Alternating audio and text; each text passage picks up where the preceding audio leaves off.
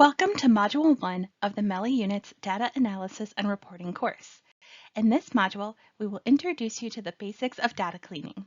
Let's get started. So what do we mean by data cleaning? Data cleaning is the process of identifying incomplete, inaccurate, and/or irrelevant parts of a dataset and making corrections by modifying, replacing, or deleting the, quote, dirty data. In this module, we will focus on using Microsoft Excel, a widely available tool for data cleaning, analysis, and visualization. Before we dive into what those corrections and modifications might look like, let's talk housekeeping. You will want to make sure your raw data and clean data are kept separate in different worksheets. This is a best practice regardless of which tool you use.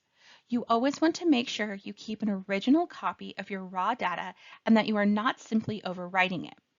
This is important because if you make a mistake, you can always go back to the original raw data set. This also means you can always go back to the data at a later date and run different analyses. Once you have your file set up, you will want to do an initial review of your raw data. Quite literally, you want to look at your data. Open up the Excel spreadsheet and read the first, let's say 5 to 10 lines of data. You can also scroll up and down and sideways. You might see a lot of missing values or that later columns are incomplete, which would indicate a lower completion rate of your survey.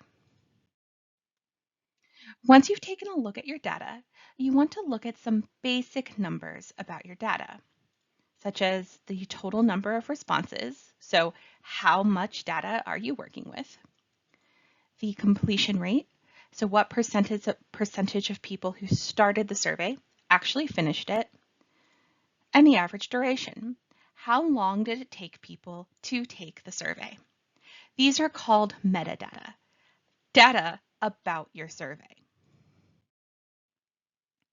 During your initial review of the data, you should calculate some basic statistics for some of your questions.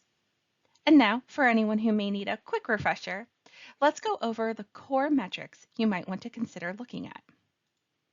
For our refresher, we will use this simple data set: 13, 18, 13, 14, 13, 16, 14, 21, and 13. First, the mean, which is the average of a given set of observations. For this data, that would be 15. Is the median, which is the middle value of a given set of observations when they are ordered from lowest to highest value. For this data set, that would be 14. The mean and median are intended to provide an indication of a typical or middle value of a set of data. However, the mean can be affected by any single value being too high or too low compared to the rest of the values in the data set. This is why it is helpful to also have the median as the midpoint value. And we'll talk a little bit about this relationship a little later on in this module. Next is the minimum value, which is the smallest value in a given set of observations. For this data set, that would be 13. Finally, the maximum, which is the largest value in a given set of observations. For this data set, that would be 21. Calculating the minimum and maximum can help you identify any outliers, any value outside the range of which you would expect. For example, if you had any negative values, calculating the minimum would help you catch that. Finally, calculating these basic statistics, mean, median, minimum, and maximum, are helpful in understanding your data. With these, you can begin to understand the distribution of your data. Also, at the end of your data cleaning, you can recalculate these metrics again. You can recalculate these metrics to compare how your data cleaning has affected the data. All of this is, of course, completely optional, but can be a helpful tool. All right, so we've set up our data files and we've done an initial review of the data. Now that you're ready to dive in, you might be asking yourself, So what am I looking for when cleaning my data? We'll start with outliers. These are data points that differ significantly from other observations. For example, say that the majority, let's say 24, of respondents' businesses' monthly sales are within the $1,000 to $2,000 range, but 3 respondents have sales over $8,000 a month. This can sometimes significantly inflate your mean. When we calculate the mean with the outliers included, we get about $2,200. But when we calculate the mean with the outliers excluded, we get about $1,500, almost $1,000 less.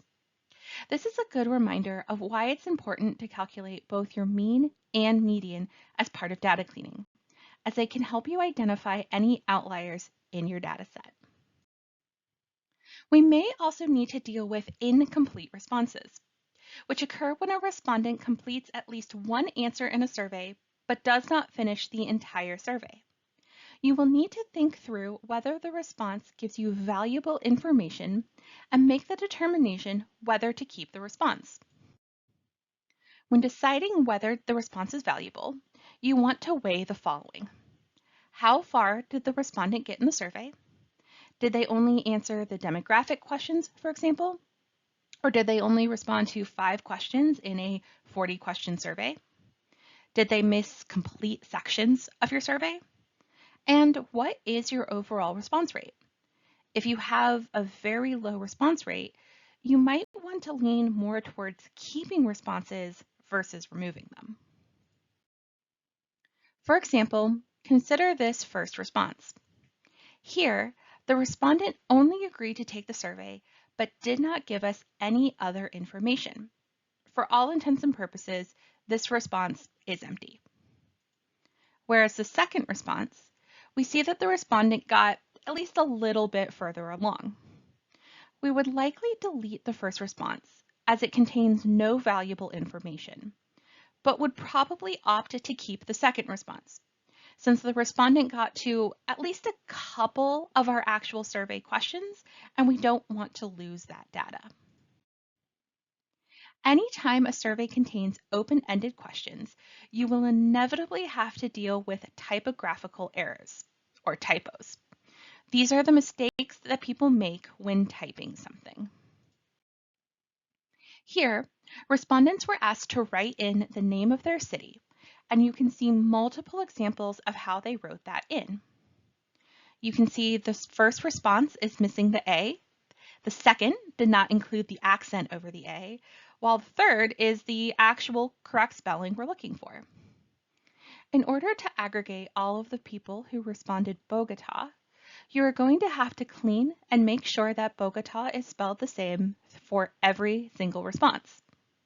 This is the type of issue you want to try and avoid by making as many answer options as possible in your survey multiple choice, so that you don't have to clean so much data later on.